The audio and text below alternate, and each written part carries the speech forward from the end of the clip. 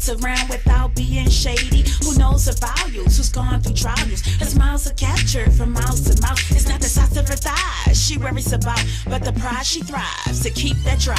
That cinnamon twist. That cinnamon twist. That cinnamon twist. Ladies, can you feel me? That cinnamon twist. That cinnamon twist.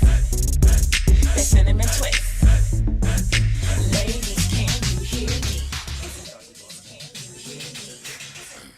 Hey, what's up? What's up? What's up? What's up, WBGR? It is your girl Tasha, known to the world as the Tasha Carpenter, but everybody calls me your girl Tasha because when you hang with me, it is like you are hanging with your girl. We are tight up in the studio today, guys, because we are hanging with our teens, and we got the powerful Miss Queen Afee in the background with us today, and it's all about the babies. So what I'm going to do, of course, we got to let them introduce themselves. So you guys going to tell everybody who you are, and also you go ahead and share the fact that all of y'all are seniors. What are your plans after graduation? Okay, so I'm going to start. My name is Trinity April Carpenter, Mini-Me T. Why are you giving your whole government name? Okay. Somebody going to try to false identity. Okay, well, I am her daughter. I plan on eventually going to college for communications or maybe double majoring in a writing major so that I can pursue my dreams and become an interpreter/songwriter. My name is Leah. I attend Friendly High School, and I'm a senior. And after graduation, I plan on attending the wonderful Hampton University and majoring in sports management. Hi, my name is Soraya Johnson, a.k.a. Ray Marley. I'm a senior in high school. I go to Friendly High School. And when I graduate from high school, I plan on going into the fire department. College is an option, but that's what I want to do. My passion is in music, so I'm just going to be in the fire department for a little bit, and when God says it's my time, then I'm going to be a superstar. So, my name is Zachary. I plan on attending college and furthering my educational experience and giving back to my communities. I plan on majoring in physics and apply it to my life. Good afternoon, everyone, and thank you again, Ms. Carpenter, for having me here today. Well, my name is Nelson Serrano, and I'm attending right now. I'm a senior at Dr. Henry A. Wise Junior High School, and I have my heart set out for Johns Hopkins University. But as you know, I don't always have my head down, but I have to keep my head up at all times, and I intend on pursuing a double major in music performance as well as biomedical sciences. Very hefty, but I feel as if it's possible, and I'm going to do it. Absolutely. Hi, everybody. I'm Queen Afee. Not a student in high school, but here as one of the guests to talk about domestic violence and the many tags that it wears. All right, because like you guys, we've been saying, a lot of people know that this month is Black History Month, but it's also Teen Dating and Violence Month too. So we're going to be moving into that around the second half of the show. So if you have a teen, you need to pull them up beside you, get them on this live with you, and be ready to talk. We're going to just have some general discussions. As a reminder, we want you to share and invite. Please share and invite this live because it's very powerful. It's very important. The bottom line is that there's a lot of you parents out there that this discussion is uncomfortable and it's awkward for you, and it needs to take place. But we need to know what our teens are talking about. Plus, they're going to give some advice to the teens too, and we might be a little bit silly. And reminder, if you want to call in, 202-429-9247. 202-429-9247. Okay, so what's up, guys? What's up? Let me tell you, I don't know how y'all talk with your bless you. Trinity and I had a discussion the other day, right? And we're always having these crazy discussions. So I want y'all to chime in too. Basically, there was this article, right? And basically what it said was that y'all as teens, lives are more stressful than us adults. And we got into this whole debate about that. So I want to know, I'm trying to hear from you guys. Do you agree? And what makes your life more stressful than the adults that pay the bills and, we bring home the bacon, fry it up in the pan, put clothes on your back and all this other kind of stuff? I don't think that teens' lives are more stressful than adults, but we as teens encounter and have a lot of stress because when it comes to school and peer pressure, and now that we're seniors, so we're experiencing college and the scholarship and applications, and it's just so much that we have to go through. And on top of that, we still have to balance school. It's just so much we have to balance, and I understand how like students will feel that it may be more stressful as adults, but I just think that some students or teens feel as though like their parents may think that we don't get stressed out as well. So the parents just think, well, I'm stressed out, so don't put me through this, but we get stressed out too. We're both stressed out at the same time. So. Okay. I as well, also, to piggyback off to what she said, I feel as if a lot of parents have more exposure to the world versus most students and kids. They already dealt with that type of stress before, and we're new to it. So therefore, we have to know how to encounter situations like this strategically, because not all things we can go with our parents just holding our hands saying, you can do this. It's mostly individual effort, and I just feel as if a lot of situations take into play when people handle certain types of stress and everything. And to add on to what Nelson said, I believe that teenagers have a hard time finding an identity for themselves. For example, one side of them, they want to fit in, but the other side, they got to realize that they need to start making their own career and start realizing that the real world is just around the corner. And if you're not ready for that, it can be very stressful. Yes.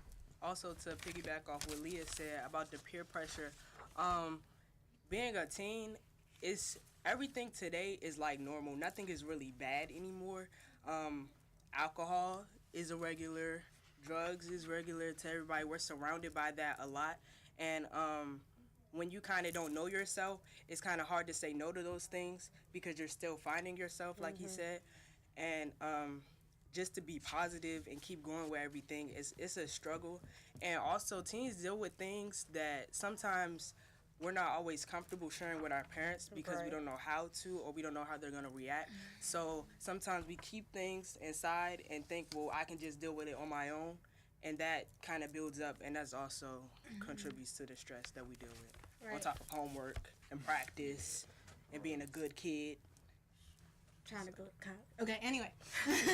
So another thing that my mom and I also talked about the other day was how parents would be like, oh, I've already been a teen. I've already done all this. But what they don't understand is the society they grew up in isn't the society that we're growing up in now. We're exposed to so much more. Like, I've been told, parents, you never heard when you were younger, oh, it was a mass shooting and this happened.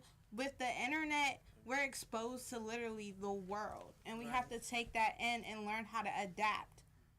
And when Trinity said that thing, I was like, girl, I agree with you on that. I was like, you are so right. You know how often, guys, when we were younger, our parents always said there, I'm sure Queen can remember to tell you that I've been there, I've done that.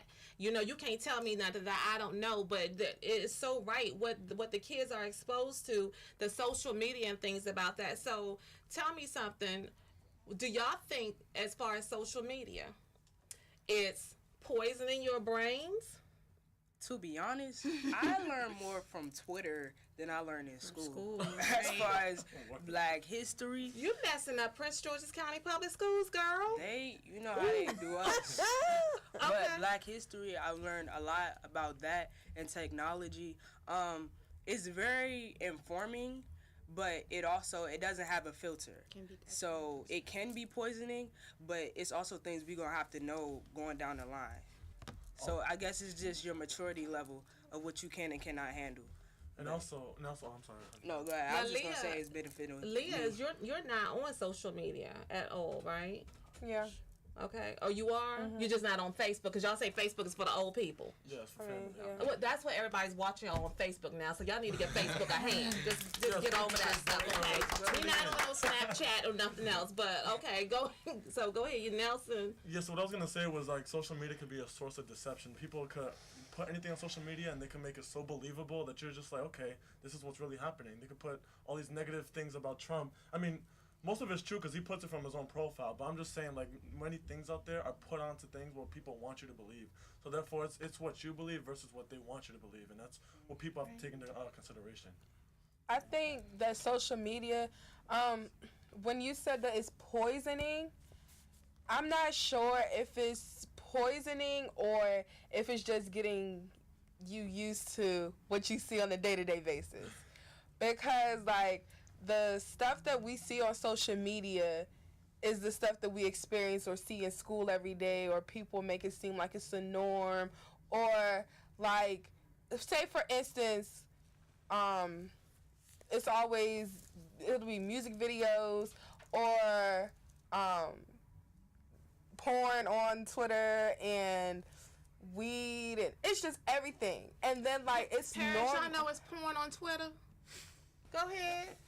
I do. Oh yeah, it gets removed so quickly. Though. It Yeah. depends on who you follow and who. Yeah, but You following anybody with some porn? Somebody has retweeted it. But the thing is, you don't have to follow anybody with porn. Like, the person that you follow can retweet the porn and say, this is a Right. mood, or this is what I want to do right now. Or someone blah, you blah, know. blah. And What it's you on your gotta do to timeline. untweet them? You Well, should you can follow block them. You can Block them, unfollow yeah. them or block them if you want So to. tell me, if somebody retweets some porn, do you untweet them?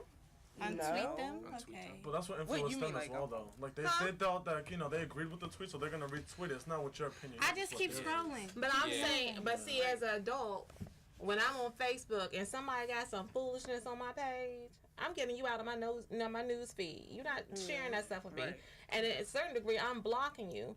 So I mean, as teenagers, you're always asking to be responsible, right? So when you have that person that's tweeting porn, or that person that's tweeting something about killing somebody, robbing a store, doing some drugs, all this other kind of stuff, we're supposed to, you don't want to keep that negativity around you because you want to keep yourself level.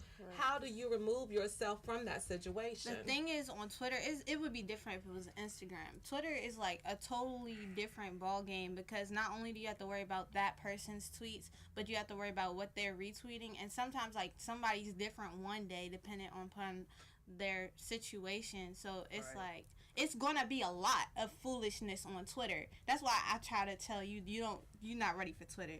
Well, I because- got a Twitter account. I just don't tweet. Okay, well, Everybody that tweets not that and intelligent. I remember one time when you first started Twitter, you were like, Twitter is mean. And I was like, yeah. I just haven't got the feel of a tweet.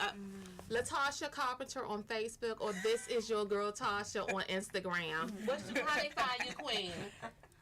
Throw it out there, how they find you, Queen? Come They on. can find me on Twitter, Queen Afi, QUEENAFI. Okay. Don't tweet none of these kids. I'll be after you, okay? You don't want to see your girl Tasha come after you. So, so social media can be poisonous or whatever. Parents, I know you guys like to have privacy. So what's your whole feeling about when we as parents decide, since y'all don't know, you don't know how to untweet people or block people that got wrong stuff on. That's why we gotta check your cell phones and stuff. Unfollow, I don't care. Whatever the people that's my age know what I'm talking about. I don't care which way I say it. So checking your phones and things of that nature, what are your feelings about that? Does a parent have a right to check your phone that we pay the bills for? Can we check your phones or like that's what my whole question is. Like, we all have our own little personal Y'all hear this? passions and what I we don't want to commit murder on Facebook. Never mind. Go ahead. Yeah, but then Twitter can falsely lead parents like, oh, why is this on his feed? But it has nothing to do with us. Who we follow. We can't control And it. it's just like, you guys have your own private life, and I get you guys are our parents and our guardians or whatever, but it's honestly, it's our time and our phone, our device. It's not even about you going through my phone, but I get nervous just when other people be trying to look over my shoulder. Like, it's like, Shoot, I don't want anyone looking. And I do, that I do use my phone responsibly, and you still check my phone. That's right. But you never found a reason to be like, Absolutely not. irresponsible. I haven't, because if I did, I'd be checking it every day. Leah was sharing with me how she had a young lady had her car taken away because of what? Because she was saying nasty messages to some boy. Well, that's that I young think that- lady. Well, I can say this. I do think that it's necessary to a certain degree. Like, when I first started social media, my mom consistently checked my phone. But like I feel like it's necessary because you never know like with your kid, because as teenagers, some of them, we're like to ourselves, and some people be secretive about what they're doing. So I say it's necessary for some parents, but I feel like if you know your child, that's fine. We have nothing to hide, to be honest. So if you go through my phone, that's fine. But another thing with Twitter, I cannot be responsible for what you see if you scroll down my Twitter. But you know what? Sometimes it's not about us as parents not trusting you. It's us not trusting other people. Now you remember, let's go back to social media, Facebook. That guy that was sending you messages like he was a teen. Yes. And then all of a sudden his cover page show, and it was this like 50-year-old man laying back on a headboard with his shirt off that had been talking to her like he was a teen. And I remember, and I reported him to the. And I was just getting on. I understand that. I was just getting on Facebook, and I was 12 years old. Exactly. I was not allowed to have a Facebook, but I was being rebellious. That's why we got to check you. That's what I'm saying. Yes, ma'am. Please jump in. They made several good points, and you said, what was the question about parents? Are they more stressful than what? Than teens. The teens, the article here said that it's 6 reasons why a teen's life is more stressful than a parent's life, is what we was reading that article. And they're actually studying this in one of the classes at school. I agree that both of their lives can be pretty stressful. Parent and child and or teen relationship could be stressful. And I think one of the top reasons is, the lack of communication. You can't talk about the things that you need to talk about or that you want to talk about at your own dinner table with your own parents. You're limited on just how real you can be, in a conversation, and that's not fair. If you're going to get to know your team, then you want to know them on all levels, okay? You want to keep that door open where they can come talk about sex. They can come talk about depression. They can come talk about they can talk about the retweets. Somebody tweeted this. Look, Mom, check this out. You got to come out your zone and get what they are, because this is their time growing up, And again, we've already grew up. Yes, it's going to be stressful, but you can save yourself a lot of stress if you bring some things to the dinner table. The relationship, because it's still a relationship. It's still a relationship. And parents say, oh, that's not my friend. You would never be my friend because I pay the bills and I do all this and all that. Well, that's inappropriate too, because you are building a relationship with your children, which you've got to show them how to be friends. You got to teach them how to be a friend so they can go out in the world and know how to be a responsible friend. So, if communication is not there where that child can be transparent about whatever, whenever, however, then they're going to sneak. Like, they're going to hide. They're going to limit what they're going to say to you. And then you find out stuff later on. But all you had to do was make room for the conversation. That's right. They go somewhere else and get the information. And I have to, Trinity, you could tell me if I'm different. I think that overall, you and I have a very good communication. You could come to me. I know you don't tell me everything still. Yeah. But she could come to me. I'm going to tell you, but parents, another thing, the ones of us, Queen, this is where I need help. Even when I'm talking to regular people, my face sometimes just don't lie. So my mouth could be saying one thing, but my expression on my face is something totally different. I never forget, and I was okay with it. Trinity, you remember Trinity got picked one time. We were in middle school. Hey, Miss Black from Wise, how you doing? Y'all, Miss Black is on here. She had got picked to go on Comcast and play her violin on a community show, and I'm just like riding down the street. We on the street, she in the car, and out of nowhere, Trinity says, "Ma, why do they call giving head brain?" I was like, okay, I'm okay with the question, but the thing, like, I know my face was like, I'm driving, but my face was like, OMG. I'm like, because the boys think with their head instead of, they think that the other thing is their head, so that's why they call it brain, because they had been having sex education in school, and they broke them into these groups, and the whole thing is at this school, you didn't have to get permission to attend. You only had to turn in a permission slip if you were not going to attend. And I think that was a strategy of the school to make sure that all the kids could get in the conversation, because you just couldn't participate if you don't. Which I guess, to me, I had a question about sexual. You want to say something about that? And then she started talking about where the crabs come from, guys. And then going to Old Bay seafood. I mean, this was a first crab come. Yeah, she's like, where did the first crab come from? I was like, girl, I don't know, you know. So that's the kind of relationship that we have, you know. Oh, Rebecca, Vice President Castle here, she said, proud of the Pumas 2018. Shout out. Can I say something really quick? Yes. So I'm like, I really think that it's very acceptable for a parent to have a good relationship with a child, as Miss Queenie was saying before, because, you know, like, they give you the guidance. They've been through all that. Even if you guys haven't had social media or weren't allowed to do it back then, it's society in general. You could experience it at school, asking for help at school, or drugs, or anything related to that. So if you're comfortable with telling your mother or father how you feel or what's going on in your phone, tell them, this wasn't me. This was how, you know, this is what somebody else said. You just have to have that comfortable connection with them, because parents, they jump the ball too quick. They pass judgment. You know, I can tell my they parents don't really practically understand. everything. And that's what you know, it just strains. They don't really understand that we parent a child from the brain perspective. We don't parent you by how you look, even though, you know, all of us are very beautiful. But we got to get inside your head and parent you, okay?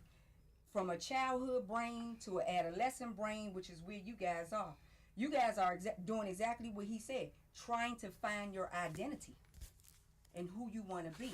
The other thing with that is DNA plays a huge part in this.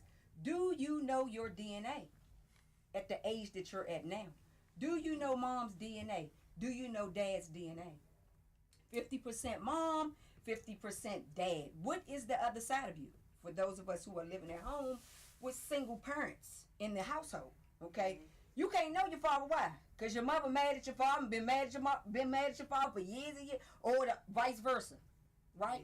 Which means you don't know you. Yeah. If you can't know your DNA, you don't know you. So a person like me, an abuser in a relationship, I can get in there and be your other 50%. Real easy. See, so it's a must that you know who you are. You know from both perspectives who you are, who your behavior is like, who you mimic, and why. You should be able to ask those why questions. We are parenting you from a why question perspective. You guys have a lot of why questions that need to be answered before you go out there in that world. Are your why questions getting answered? Truth and transparency. Are they getting answered to the core, to the down dirty core? Y'all looked at her crazy when she said from an abuser. Queen. I was victim and abuser. Queen was an actual victim of domestic violence, got out of that relationship, and then moved into a relationship where she became the abuser with the second relationship. And then also... Well, I've had 8 victims total. Okay, so men... Men are victims of domestic violence. Yes, okay, as well. And then, unfortunately, her daughter... Yeah, was killed, shot in the head, 7/30, 16. Shot in the head by her baby father. That cycle again. There's that baby boy cycle. I call it a baby boy cycle. So because Yvette constantly chased Jody down, or Cody, whatever his name. What was his name? Jody or Cody? Jody. She was always chasing this young man down. She never put no consequences on this dude. That's what I'm noticing with your relationships. You get into these relationships and the person just get to cheat on you, lie on you, steal from you, take your car, take your money, whatever, have sex with you, have sex with your friends, do this, do that, and the girls and the boys do it, okay? And you still want to be in a relationship with this person. Because you love them, because I can't get away from them, because I need them, no matter what they're doing to you, and you choose to ignore the signs. I mean... You do not ignore the warning signs, and this is what you guys are doing. You're ignoring bad behavior. I think a lot of times, well, in our generation, I'm noticing my peers, they get into a relationship without having a friendship first. Right. So there's no foundation. So Which brings me right back to my point. How can you be a friend if your mother and father never taught you how? How can you be a friend? Yeah. Because that... Friendship starts at home with your parents. It's clear. The brain is clear that you're going to be disciplined by this DNA. The brain is clear about that. But we got to teach you guys how to have social interaction, healthy interaction. So how can we do that? We always over top you, and you can't do this, and you can't say that, and you can't do that, and in my time, it wasn't like that. You Y'all do this. Y'all You do listen, it. parents. Y'all listen. Leah, go ahead. You had something to say too. So, like, for me, me and my parents have a great relationship, and I have a great relationship with my mom. Like, I literally tell her everything, like, everything. Good. And so I'm not afraid to tell her anything.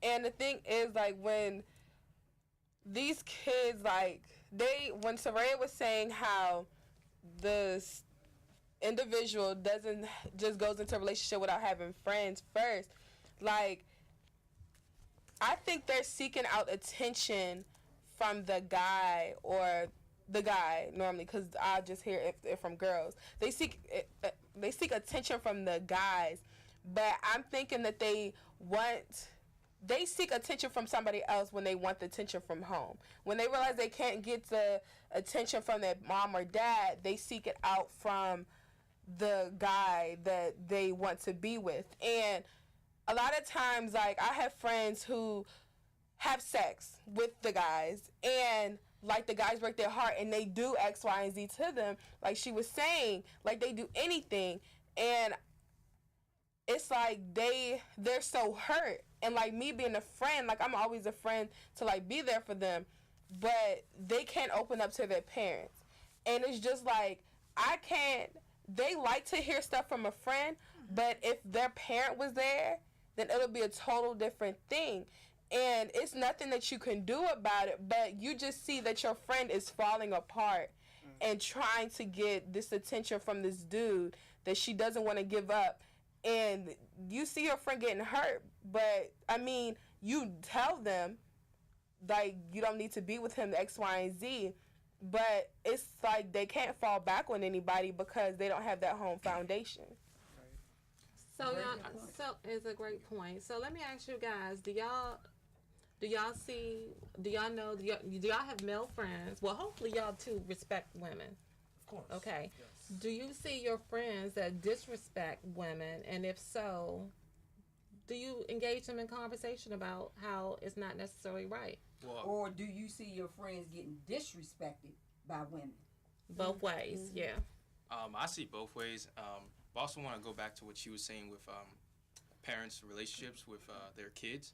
I feel like it stems back from them because, yes, maybe if, like, there's males that may in some ways disrespect females, sometimes if we see their parents, they act the same way towards their children, and it kind of gives that energy back to them. Another thing that I would like to add is that I think in society today, we're so focused on, like, just everyone in general, we're so focused on, like, the attention aspect and just not really having a real relationship, and that we miss the key values into what a connection actually makes up. So I'm originally from New York, the Bronx in particular, and that's all around me. Drug trafficking and sexual, all that is exposed to me clearly. And what I want to point out was that I was always bred. Those belt whippings really shaped me into really thinking, like, when a woman says no, it means no. And when my mother says, you know what, you're a big dude, statutory rape is very known out there. When you turn 18, she's been giving me all these tips because it's very true. Because out there, people can really frame you for someone who you're not. Especially I'm a big dude. Yeah. What you're gonna think first is like, okay, there's a big dude. He's about to hurt me. No. So I always have to respect women for who they are. And it's, when I see somebody else doing that, it's not. I wouldn't. First of all, I'm one to really examine my friends. This right here, he was brought up to be a very good man, and I noticed that right from the top. He's very respectable, very mature. I don't associate with people who are like that because I know that I don't want to get blamed for who they are because they're my friend. So therefore, why would I associate myself with the wrong clique? And that's what's very wrong with today. That's like what's really wrong with today because you may want to become friends with somebody, but then again, you have to also take the blow for their actions as well. So it's not also your fault, but it can necessarily be fault upon you. Yeah. Birds of a feather flock together. Yeah, just to add on to that, definitely what he said before, it's the same deal with my parents. I was always told never to touch a woman without their consent, and even then, it's always about respecting them, just hearing more from them than speaking to them. I think that's what can help a relationship even more if you're more of a listener than more of the one that speaks up. Well, what I think about that right there in particular is that what are you listening to? See, because we have a lot of broken young girls, right? Who get into relationships broken, okay? You know, and good guys, any guy potentially. I don't put past nobody, okay?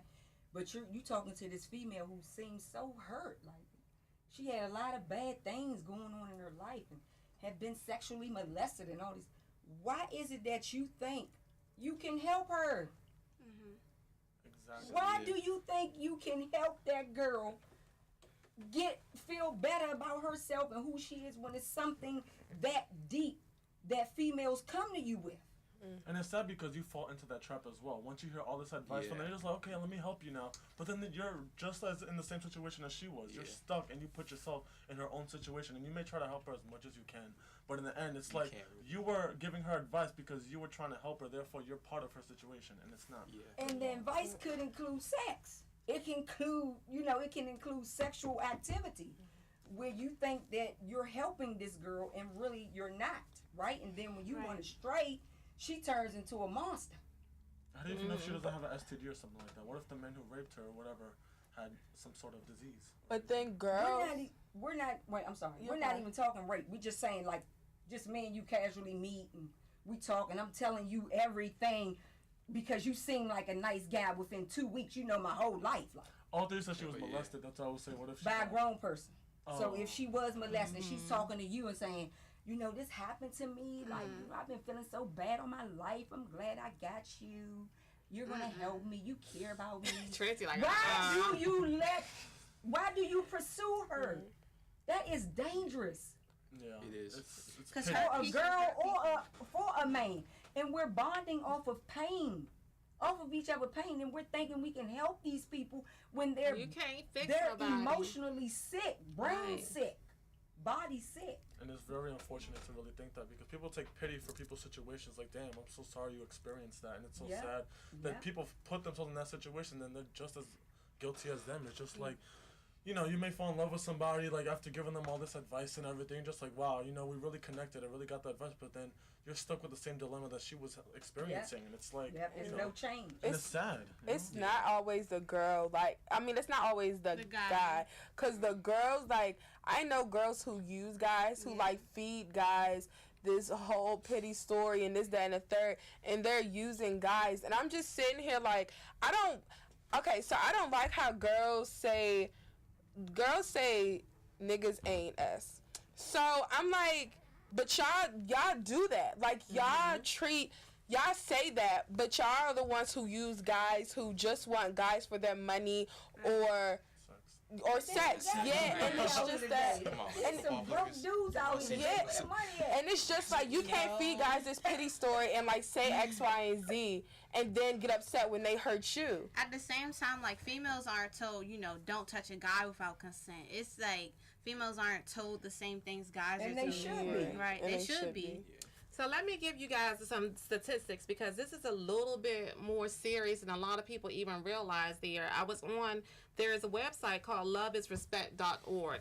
And actually it states, and that's a project that's by the National Domestic Violence Hotline, 1.5 million students nationally experience physical abuse from a dating partner every single year.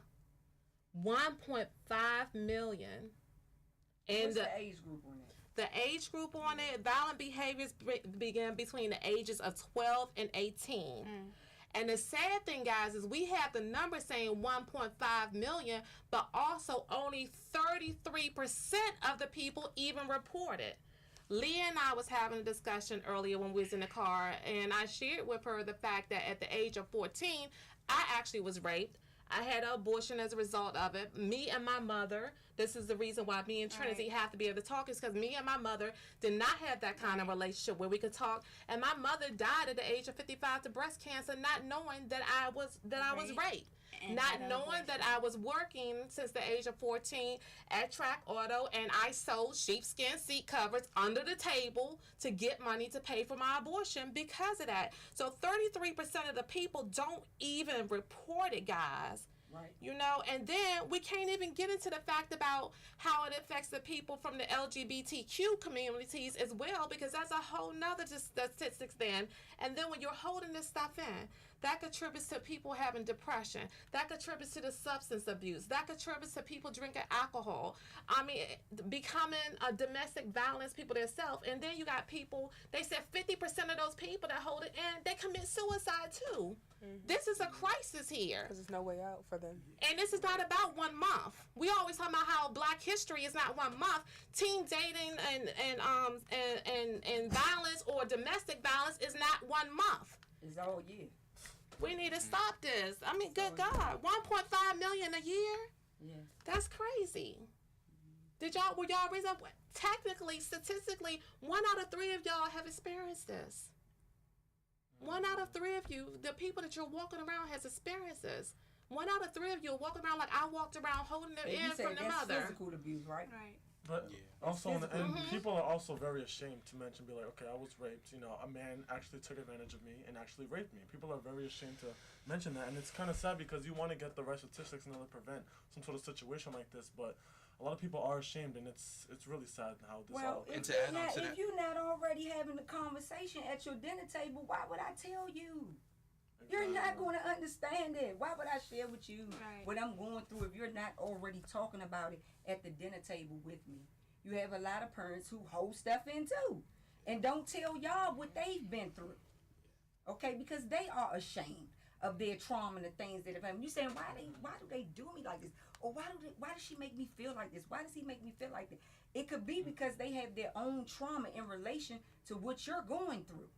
So why would you open up and tell them your secrets, your skeletons, you know? Why? You're not. But if you can have a transparent conversation at that dinner table, sure enough, when something happened to you, when you don't understand something, when you have your questions, you're going to come to that dinner table first. Parents got to be open. I asked the students at Community of Hope, AME, okay, I did a teen circle up there. We had about maybe 30 teens up there. Okay, so I'm asking, I'm telling the truth and shaming the devil on this one with the teens. How many of y'all are getting sexually educated at your dinner table? No. You know how many of them raised their hand? None of them. 3. Oh, wow. 'Cause 3 out of 30 children are being sexually educated at the dinner table. So of course you have 1.5 million who's not telling. Just so, from my experience, my parents, they had to talk to me about that subject, and I gained a lot of awareness from it and what to expect. Very good. So that it also got me into a lot of, or it got me out of a lot of potential situations that I could have been into. Good. Because in this society, and I know that sometimes sexual abuse is, it's very true, but also, just like what Nelson said before, that you can be put in situations where you didn't do anything, but because, let's say I'm just a big person to them, or because like I'm taller than them, or I'm African American, I can just be blamed for something that I didn't do. You can. I feel like knowing that allowed me to just not be like sexually active or any having any toxic relationships with anyone just Very because good of that. for you. Good for you. And the other thing, don't always think that it's physical, because it's not. It's not always Emotionally and physical. It's verbal first. Right. It's verbal first. It's the way you and that person communicate together. Even in the parent-child relationship, it's verbal abuse. It's a lot of verbal abuse taking place between that relationship. And it's because the two of them don't know how to communicate, okay? And there could be some backlash or trauma going on that's unresolved.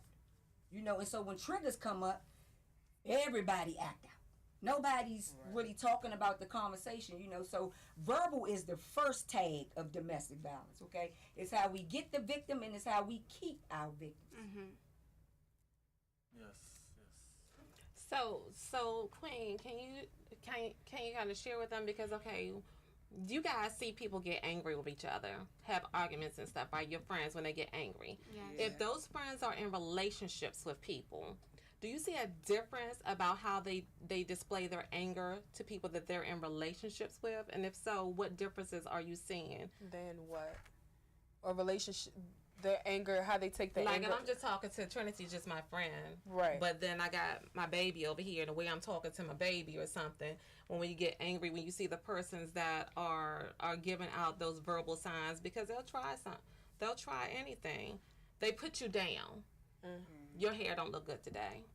Mm-hmm. You're getting kind of fat right now. Hold okay? on, wait a minute. Don't talk to me like that.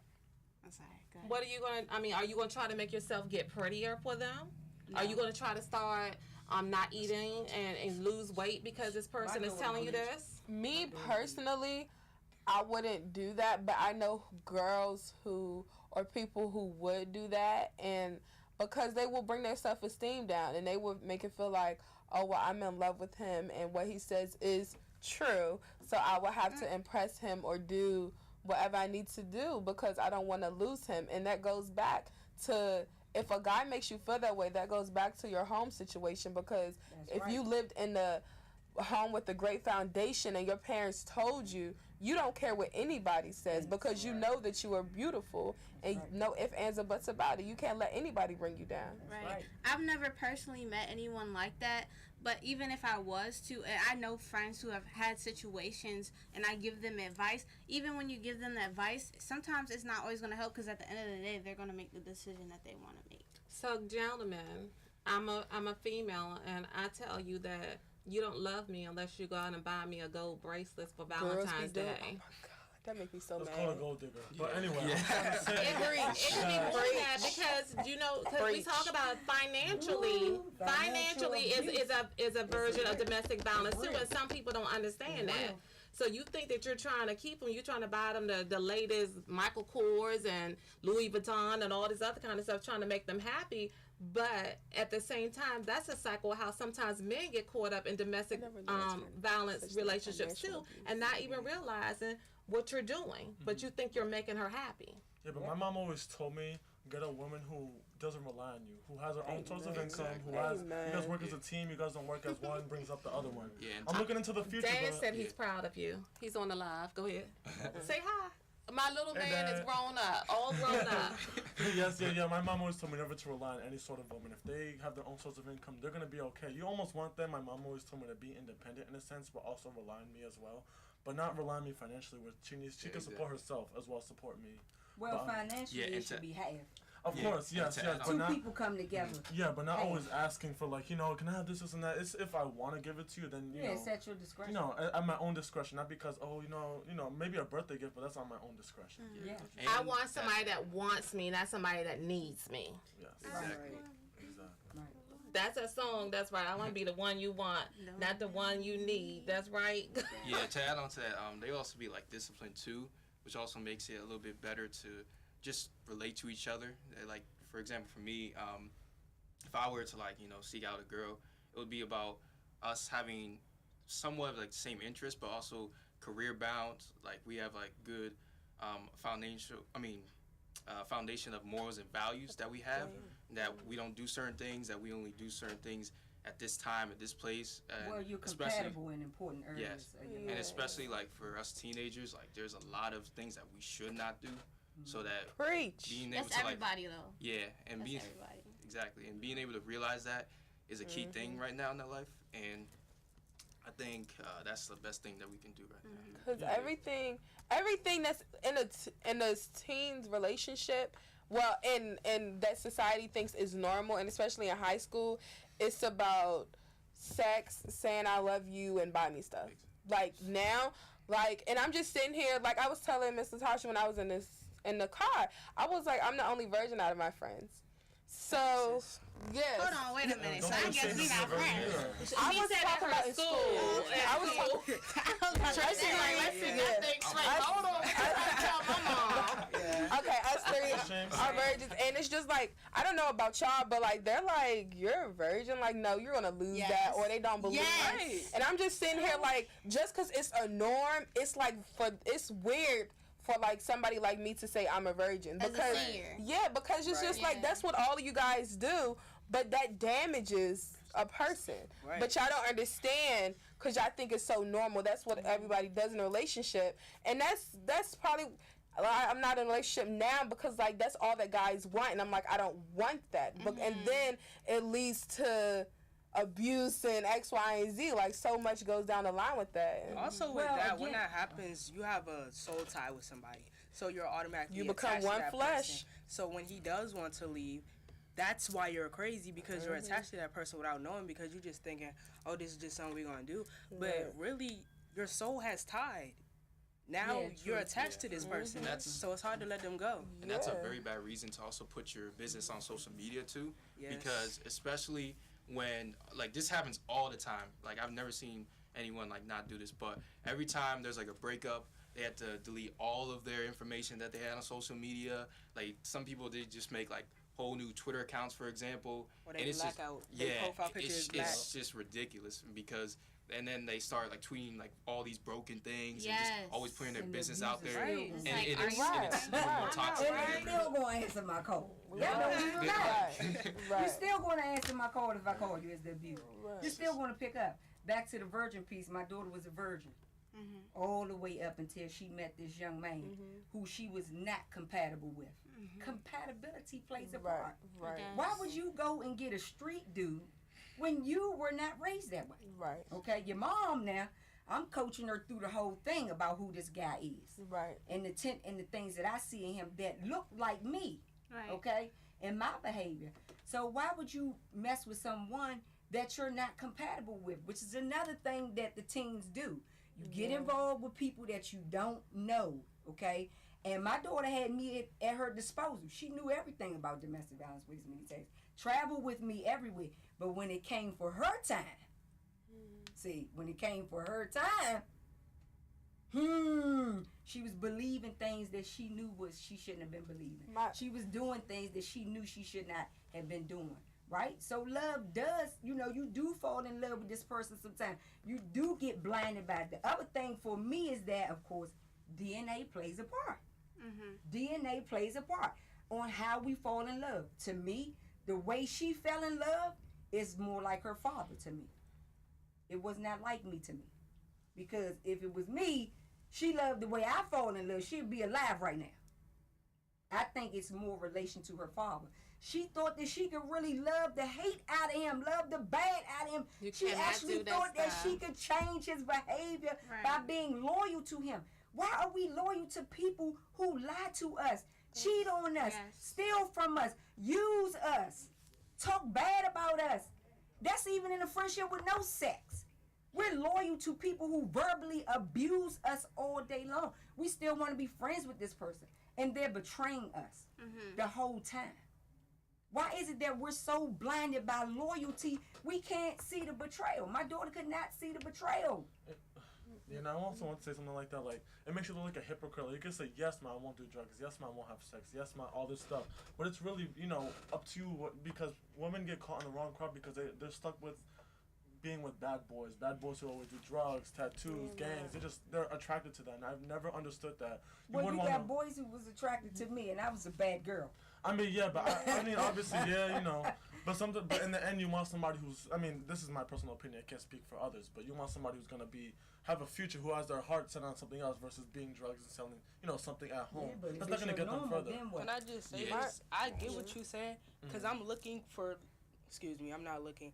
When the time comes, when my husband finds me, I don't care that your mother out there. You looking for what? Right. What you looking for? I told you already. She don't say anything. Like, what you looking for, Ray? With that, somebody who has drive, ambition, and goals. The reason why these girls, because it's not cool no more to have like somebody like that. People want to be seen. People want to be heard. People want the attention, and that's why they seek these toxic situations, not knowing it's toxic when you go into it, but then you get into it and then you're just stuck and you're like, that's somewhat true. And it's like the boy, somewhat true. Me and my best friend, we were having a conversation, and he was just like, Leah, can you answer this for me? I was just like, what? He was like, why do y'all girls always go to bad boys? And like, I was just sitting there thinking, because it's true, like, I like this guy, and I have no business liking this guy. And because he's a bad boy, and that's why I haven't told him I liked him yet or whatever. Like, I should not like this guy, and I have a guy that's such a good guy. Like, he has 4.0s and he's such a good guy. Like, he has dreams, and I'm just sitting there like, to like a bad boy is the norm these days. Like they into the weed, they into tattoos, they into this, they into that. But it's just like, we know that's not right for us, but we still like entertain it. And it's like, because I want a guy like Soraya who, like, all the things that she said and who has drive. Like, I don't know. Like, I have so much that I want for a guy, but it's like, we're looking for the good guys. Like, people like us three, we're looking for the good guys, but they're not there. They're busy entertaining. So do you hear Trinity the other day when you said to me about mom, is my standards too high? Yeah. Because she's looking at grades, because if the grades are good, that means what to you? When a guy has good grades, that means he has effort. Whether he likes school or not, if he doesn't like school and he has good grades, that means he will put the work in and try. And I feel like that means he'll put the work and try in a relationship. So I feel like that's one thing. That's deep. I like that. And then it's like, I want someone with, like, that takes care of business. Right. Like you said, ambition. Like, he knows what he wants. And very he has respectful. a plan. Respectful is I love a big gentleman. thing. If you open the door for me, I'd be like, oh my gosh. Even the way that you talk to your, the way that you talk to your mom on the phone. So it doesn't matter if you geeking on my daughter or not. She not geeking on you either if your grades and stuff not straight. Stop. Mama done said it. Geek on that. Exactly. I would say the good boy's not around at Friendly High School. Be open. I think there is, just like they're overlooked. Be open. Be open. Yeah. Because at the end of the thing, you're not going to have perfect. The other thing is that resilience plays a huge part in a relationship. If you've never been through nothing, then you don't know how to appreciate anything. Right. Okay, so you have to go through things in order to appreciate what you're going to get further down the road. So you may experience tragedy. You may experience, things that are not right. Yeah. Resilience is key to realizing that there's a problem here and getting myself back on track to what I'm supposed to do. I mean, you're going to get into some things. You're going to meet some people when you go to college or whatever. That's a whole nother bracket of females and males in that genre. And some of those have good grades, and they're still crazy. Cuckoo for Cocoa Puffs. You have got to know, too, when you see certain signs. You got to know the warning signs. Certain signs, if you feel that you got to change it, or you think that, he's going to change, he's going to mature. No, he's not. Let me tell you something. I can speak for 20 years of marriage. You see the signs. Oh, Lord. Trinity, you be quiet. Like you let Mom handle this. Right. You see the signs. Certain things are just not going to change. Stop going into relationships thinking that the person is going to be loyal to you. Stop doing that. Things happen in relationships. Trust may be broken. Your heart may be broken. You guys may fuss. He may cheat. She may cheat. Yeah. This is what happens in a relationship. This is realistic right here. Loyalty that says what? Oh, this would never happen to me. I can't believe he cheated on me. Oh my God, I can't believe he cheated on me. Okay, but some people will do that. Okay, I wish this clock, I'm mad at this clock is like moving so fast. Right. But, Miana Johnson says, preach Ray. Tina Rash says, yes, Trinity. Jakira Johnson says, the queen of feet, come on, sis. Yolanda says, hey, y'all so right here. And Cheryl Brown, Rhode Island says, that's right, Raya. A man should respect and protect and be prepared. Quanisha Belvin's coming from Florida saying that her daughter is sitting right here and her ears are wide open. Because the bottom line is all of you guys should have your daughters, your sons. Everybody needs to be here. I'm going to have to, because I know this is kind of like taking a break here, but I don't want the time to run out on us, okay? First of all, and we're going to come back and we're going to talk until it go out, but I want to thank each and every one of you for actually coming on here. But there's some other people that wanted to thank you, and I think that I kind of, even though I'm just like, I've seen you in the SGA at school and stuff like that. Okay, so I've seen you guys there, but I don't really know you. But I'm going to tell you something, that from your parents, I kind of knew who you guys were. So right now, moms and dads and everything. This is your moment, moms and dads, and this is just going to go. Y'all know how to work an iPhone, right? Yeah. You sure? Okay, so the first picture is Raya. Then you're going to slide left. It's going to be Zach. Then you're going to side. Oh, Lord, why I got Raya on here twice? What? You got something to say? Superstar. Hold on. You don't need to be on here. Okay. What I do? Raya, Zach. Merman. Let me delete this. Okay, old person moment. Okay, Raya, Zach, Nelson, Leah, then Trinity. So what I need you to do is I need you to read your picture and then move it to the next person. Read it out loud for us, please. Okay. We kind of in order already, y'all. It's like this. Okay. Soraya, you are so beautiful inside and out. You know you're my ray of sunshine, always letting your positive light, personality, and love show, no matter where you are. Just want to tell you that I love you and I'm very proud of you. I couldn't ask for a better daughter than you. Continue to follow your dreams and remember you have resources and support within your circle of family, friends, so don't hesitate to use it. Love you, babe. Many blessings, Holly. That's the R.A. All right, this is words from their parents, guys, to them. Go back, Zach. Yeah. So I just slide to right. Read it loud. All right. So it says words of wisdom from our son Zachary. Dear Zachary, congratulations on how far you have come. We're so proud of you. No words can describe the feeling of joy as we anticipate you walking across the stage. From time that you could recite multiplication tables when you were 3 years old to this moment where you are considering being an engineer, dentist, or astronaut at 17 years old. The sky's the limit. Know we are here to support you. Love you always. We love you deeply. Nice. Mom and Dad. Wow. Next is Leah, I think. Is it? No, this is mine. This is me. Okay. Oh, it's my father. So message to my son. Papa, I can't start to express how proud I am of the smart, responsible, and loving young man you've become. You are very well-rounded, and I trust you'll reach all your future endeavors. I love you forever. This goes for my mom as well. Thank you, Ma. Te amo. Te amo. That means I love you. I know that one. Rosetta Stone. Hey. Okay. Google Translate. Leah, wow, that's how time has flown. You have grown so much from the time when you encouraged your brother to open your gifts under the Christmas tree to now being SGA president and now about to graduate. We are so proud of you, so proud of the young woman you have become. You are such a blessing to our family. You are a wonderful daughter and a sister and a ray of sunshine to those you meet. You know that whatever you set your mind to, you will succeed. Continue to allow God to direct your path, and you will not fall. We love you and believe in you. I'm about to cry. It's not Her brother said, and they here together. Trinity! First and foremost, I love you, and I will always be proud of you. I have been amazed watching you use your God-filled spirit, your energy, and multiple talents to build your backbone and not a wishbone. There you go. That's like anything and everything you set as a goal, you will achieve. Always remember, you are beautiful, you are important, you is kind.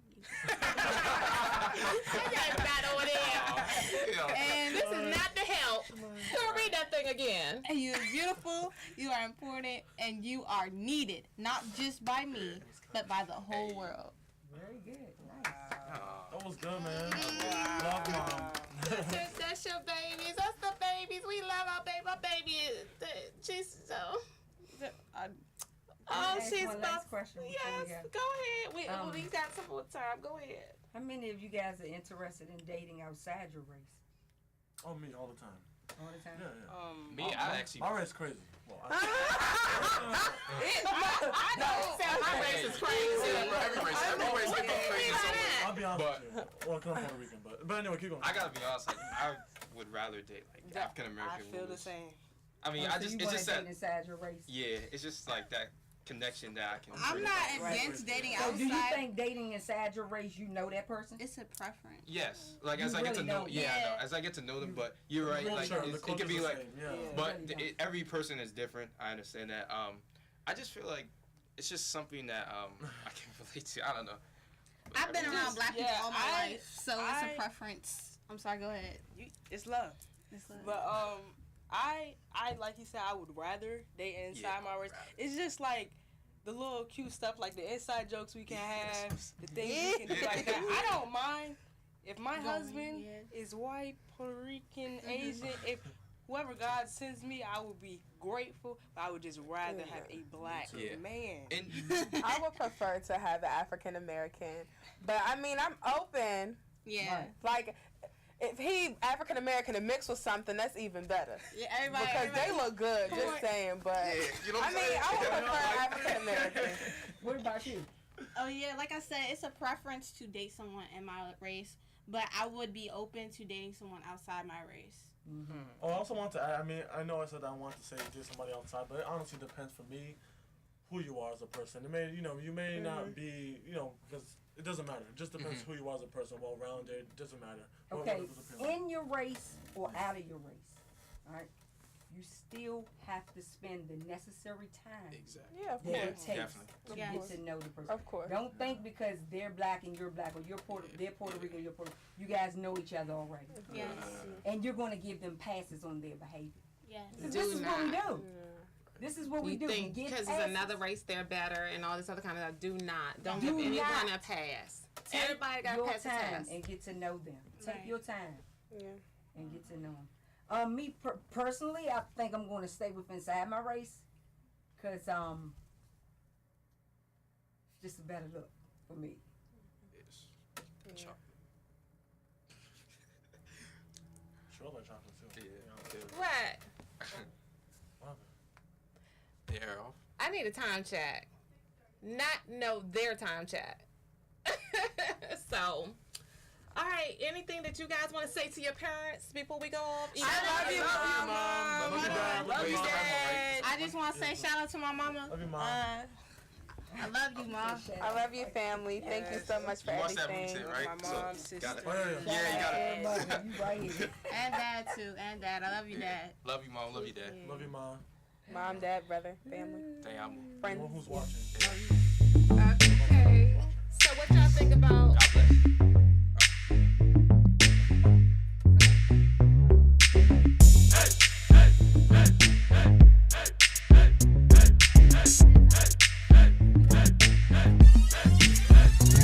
Now see the cinnamon twist. It's a sexy lady who walks around without being shady. Who knows her values? Who's gone through trials? Her smiles are captured from mouth to mouth. It's not the size of her thighs she worries about, but the pride she thrives to keep that drive. That cinnamon twist.